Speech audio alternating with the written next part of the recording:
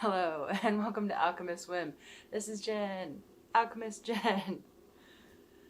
Yeah, alrighty. So today, the whim of the day is going to be working on coming up with a plan and putting it into action to get an amazing result. So my current project I'm working on, I have lots of current projects. I should be more specific. One of my current projects is a series of bandanas. So they are on printed fabric. I printed fabric. It's not printed yet. It's on ice dyed fabric. And I paused to say that, I'm not scripting any of this. I'm making stuff up, and sometimes I say things that are weird. I hope you still have fun, and I'm at least somewhat entertaining. At least I laugh at myself, so maybe you're laughing with me. I hope so. Good day to you. Good day.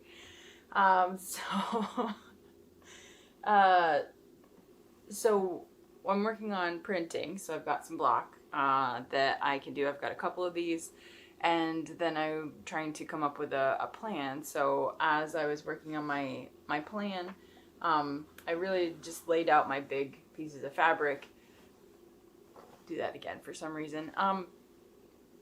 So I just laid them all out to be able to see what they look like, what they feel like together. I was thinking at least I can do a somewhat of a theme. It's a little easier to envision, a couple of them with blocks and then seeing how they come out as I execute an idea, and just see what happens. So I find that these look kind of watery, so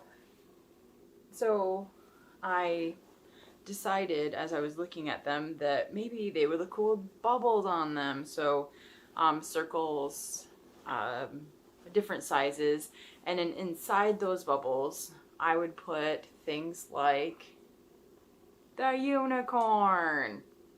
That's pretty cool, right?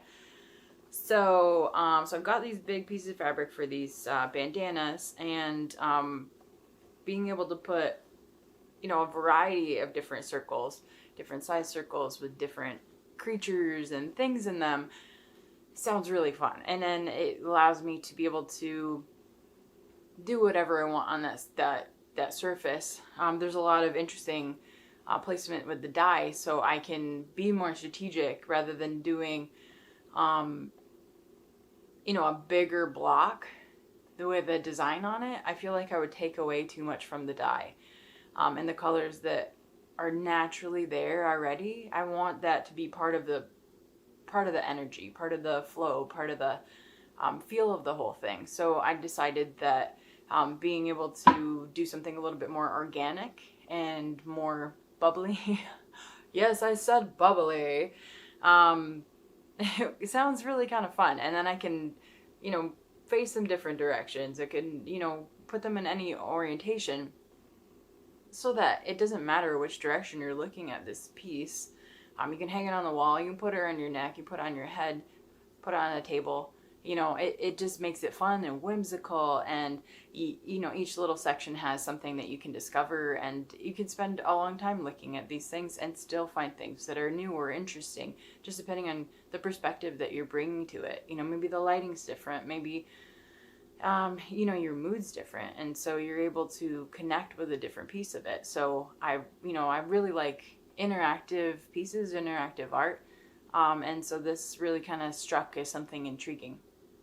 On another layer to it, I really was working through, how do I, take a circle, take a unicorn, how do I showcase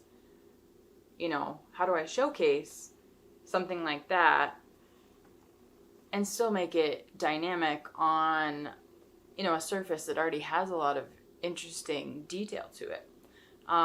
One cool thing that I've been looking for a reason to use is glitter, and glitter that's made specifically for printmaking. So Speedball makes this glitter. It's silver glitter, which is awesome. I love, that it's going to catch a lot of light. it'll mix right in with the ink.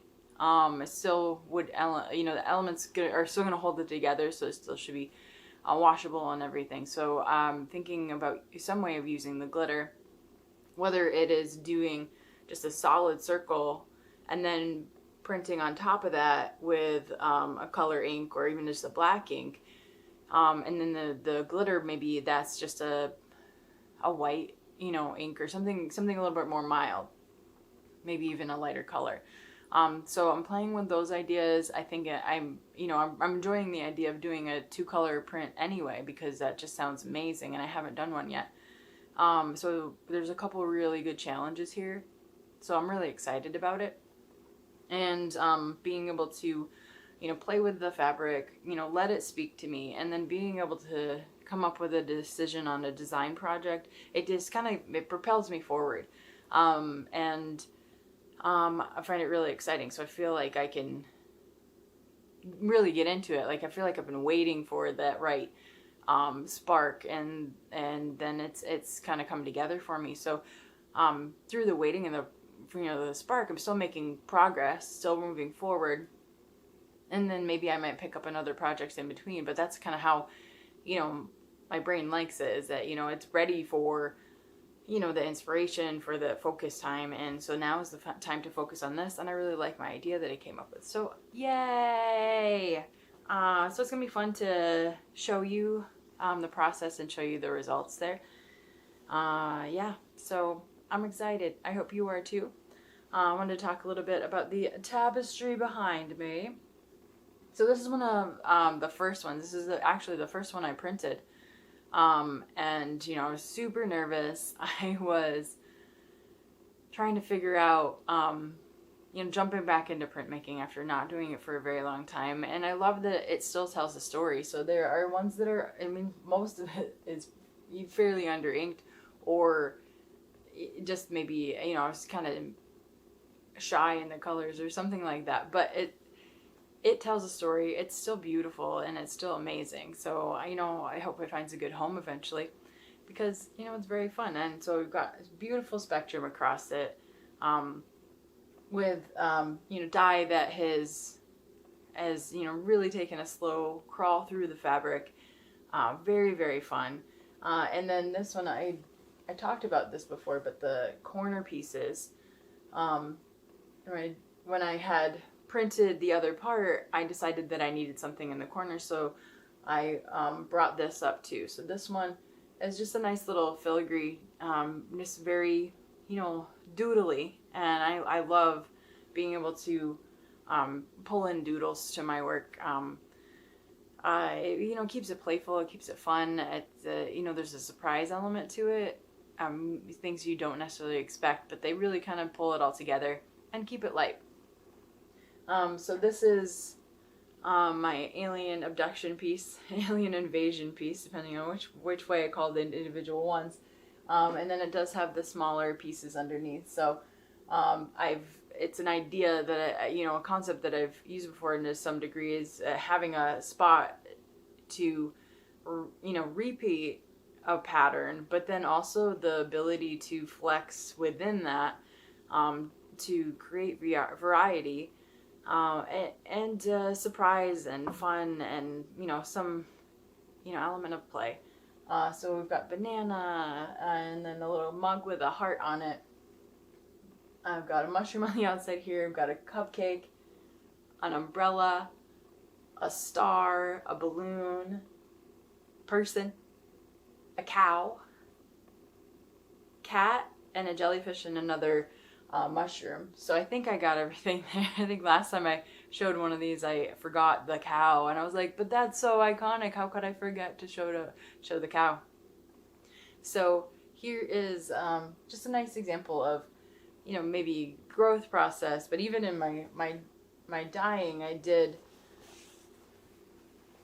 you can see a little bit of a difference. And part of it is, every time I go to dye, I'm coming at it from a different, I've grown, and I have my, what I'm carrying as a person and as an artist is, is traveling through time as well too. So anytime you come to the creative you know, things that we do, you're just, you know, the moment and what's happening right now and who you are in this moment really matters. So everything that is there, you know, tells that part of the story. Whether you can see evidence of it or not, there's still, I mean, if you can't see specific evidence of it, maybe it's a themed thing, but sometimes you can feel emotions through things. So, I don't know, I think it's pretty cool. So, I'm excited to be working on these bandanas. And so I'm working on some patches. The nice thing is that these are things like something like the unicorn that I can reuse in multiple things. Make patches, make bandanas, and have a lot of fun. So thanks for joining me today. We'll see where the whim takes us tomorrow. And, you know, we'll keep having some fun. So it's great to have you around, and we'll see you again. Toodaloo.